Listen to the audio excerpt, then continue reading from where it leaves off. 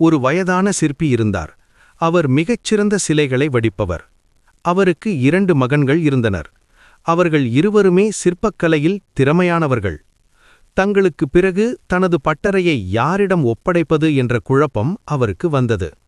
இருவரையும் அழைத்த சிற்பி ஒரே அளவிலான 2 கல் பாறைகளை கொடுத்தார். மகன்களே, இந்த கல்லிலிருந்து மிக அழகான ஒரு சிலையை செதுக்கி வாருங்கள். யாருடைய சிலை சிறப்பாக இருக்கிறதோ அவரே இந்த பட்டறையின் தலைவன் என்றார். முதல் மகன் இரவு பகலாக உழைத்து மிகவும் நுணுக்கமான வேலைப்பாடுகளுடன் ஒரு அரசகுமாரனின் சிலையை செதுக்கினான். அதன் ஆடை, அணிகலன்கள் என அனைத்தும் தத்ரூபமாக இருந்தன.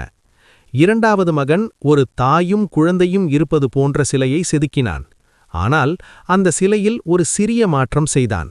சிலையின் முகம் பார்ப்பதற்கு சிரிப்பது போலவும் அழுகை வருவது போலவும் 2 விதமான உணர்வுகளை காட்டியது. தந்தை 2 சிலைகளையும் பார்த்தார். முதல் மகனின் சிலை அழகாக இருந்தது.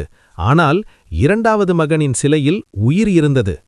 தந்தை இளைய மகனை தேர்ந்தெடுத்தார். மூத்த மகன் வருத்தத்துடன், அப்பா, என் சிலையில் வேலைப்பாடுகள் அதிகம், ஏன் அவனை தேர்ந்தெடுத்தீர்கள் என கேட்டான். அதற்கு தந்தை சொன்னார், கலை என்பது வெறும் வெளிப்பகட்டு அல்ல, அது பார்ப்பவரின் இதயத்தை தொட வேண்டும். உன்னுடைய சிலை உனது திறமையை காட்டுகிறது, ஆனால் அவனுடைய சிலை ஒரு உணர்வை காட்டுகிறது. உணர்வுகளை புரிந்து கொள்பவனே ஒரு சிறந்த கலைஞனாக முடியும்.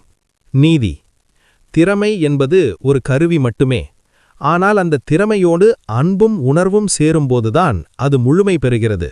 செய்யும் வேலையில் ஆன்மாவை செலுத்துங்கள்.